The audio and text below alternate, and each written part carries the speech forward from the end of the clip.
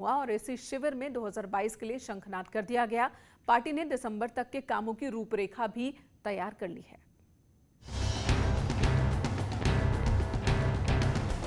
– 2022 में कैसे सत्ता में वापसी होगी, इसे लेकर रामनगर में बीजेपी का चिंतन हुआ और चुनाव के रोड मैप को लेकर खाका खींचा गया।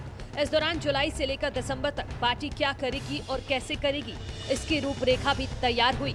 तो पन्ना प्रमुखों से लेकर प्रधानमंत्री तक के कार्यक्रमों को भी शामिल किया गया। हमने जो तय किया कि पन्ना प्रमुख से लगाकर और प्रधानमंत्री की रैली तक इस प्रकार का कार्यक्रम हम लोगों ने तय किया, यानी नवंबर में प्रधानमंत्री जी की रैली भी संभावित है। इस प्रकार हमने सोचा है। बीजेपी का खास जोर जनता से जुड़े मुद्दों पर रहा। कैसे लोगों का जीवन बेहतर बनाया जाए और जनता से जुड़े मुद्दों को कैसे चुनाव में लाया जाए, इस पर जोर दिया गया। कैसे चुनाव लड़ना है उसको लेकर भी चिंतन किया। उत्तराखंड के विकास को और गति कैसे देनी है उसको लेकर भी चिंतन किया। पूरा चिंतन के बाद जो सागर मंथन के बाद जो निकला है वो यही निकला है, उत्तराखंड के प्रत्येक व्यक्ति को उसके जीवन को सुगम बनाने के लिए काम करना है। यही संकल्प लेके और पुनः विजय प्राप्त करनी है उत्तराखंड के अंदर। बीजेपी की इस बड़ी बैठक में राष्ट्रीय संगठन महामंत्री बीएल संतोष के साथ प्रदेश के सभी बड़े नेता भी मौजूद थे। अब बैठक में हुए फैसलों को फील्ड में इम्प्लीमेंट करने की तैयारी है। उसको लेकर के हम लोग पूरी तरह नीचे लोगों तक, गांव तक, बूथ तक ले जाने का काम करेंगे और सरकार की नीतियां, पॉलिसियां संगठन के माध्यम से वो नीचे तक धरातल पे उतरेंगी। बीजेपी हर 5 साल में सत्ता बदलने के मिथ को तोड़ना चाहती है और रामनगर में यही संदेश भी दिया गया। लिहाजा अब जल्दी बीजेपी के कार्यक्रम सामने दिखने लगेंगे, जिनका फोकस सिर्फ 2022 होगा। रामनगर से न्यूज़ 18 के लिए गोविंद पाटनी की रिपोर्ट। देहरादून से बड़ी खबर, जहां पर सीएम तीरथ सिंह रावत कल यानी कि बुधवार को मुख्यमंत्री महालक्ष्मी योजना की शुरुआत करेंगे। सीएम तीरथ सिंह रावत जनता दर्शन हॉल में इस योजना को लॉन्च करेंगे। योजना के तहत पहली 2 बेटियों के जन्म पर सरकार एक खास गिफ्ट किट देगी और योजना के तहत कल पहले दिन 51 महिलाओं को 2 बेटियों के जन्म पर किट दी जानी है।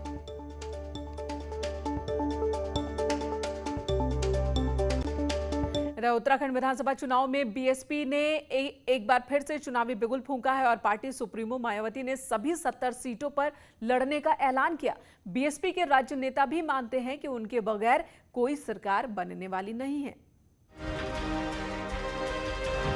वैसे तो बीएसपी का हाथी आज तक पहाड़ नहीं चढ़ पाया। मैदान में पार्टी का जो जनाधार था वो भी अब खिसकने लगा है। हालांकि हरिद्वार और उधम सिंह नगर की कुछ सीटों पर चुनावी समीकरण जरूर पार्टी के पक्ष में है, मगर साल 2002 का करिश्मा पार्टी दिखा पाए ऐसा कम ही नजर आ रहा है। लेकिन पार्टी के नेता जोर आजमाइश में जरूर लगे हैं। 10 सीट अपने पक्ष में होने का दावा कर रहे हैं, जबकि विपक्षी पार्टी इस पर कटाक्षी कर रही है। बीजेपी पार्टी ने जो छलवा किया है और पिछले कांग्रेस ने भी इसी प्रकार से हमें धोखा दिया है, इस समय पूरी जनता हमारी समझ गई है। और जो पिछड़े लोग हैं, मुस्लिम लोग हैं, ये समझ गए कि हमारे हित और बीएसपी से अलावा और किसी भी राजनीतिक पार्टी में नहीं है। उत्तराखंड की जनता बेवकूफ़ नहीं है, उसको पता है कि हमारी आवाज़ कौन बना था, हमारे साथ कंधे से कंधा मिलाकर हमारे कष्ट में, हमारी दिक्कतों में, हमारे इस कोरोना संकट काल में कौन खड़ा था। बसपा अब आखिरी चुनावी साल में अगर इस तरह से आएगी तो जनता उसको अपनी जगह बताएगी। बीएसपी ने जहां 2002 में 7 सीटों पर कब्जा किया था, तो वहीं 2007 में उसके पास 8 सीट हो गई थी। लेकिन 2012 और 2017 में पार्टी को जबरदस्त झटका लगा और 2017 में तो उसके खाते में एक भी सीट नहीं आई। सियासी जानकार बताते हैं कि राम अचल राजभर के समय में बीएसपी का जनाधार जरूर बढ़ा था, लेकिन फिलहाल 2022 के लिए पार्टी की तैयारी अधूरी नजर आ रही है। बसपा एक बड़ी सिंपल कैलकुलेशन से यहाँ जीतते रही है उत्तराखंड के मैदानी जिलों में, वो है मुस्लिम और दलितों का समीकरण। जहाँ पर वो बैठ गया वहाँ पर उसकी सीट निकल गई। 2017 में मुसलमान चले गए थे कांग्रेस के साथ और दलित बढ़ गए थे बीजेपी और कांग्रेस के बीच में, तो बसपा इसलिए पूरी तरह से साफ हो गई। इस बार बीएसपी उम्मीद कर रही है, लेकिन मुझे लगता नहीं कि उसको बहुत ज़्यादा कुछ गेन यहाँ होने वाला है, क्योंकि कमोवेश 2017 वाला ही इक्वेशन इस बार भी चलेगा, ऐसा मेरा अंदाजा है। अब चुनावी साल है, दावे और वायदे आए दिन सुनने को मिलेंगे, मगर असल जंग तो आने वाला समय ही तय करेगा।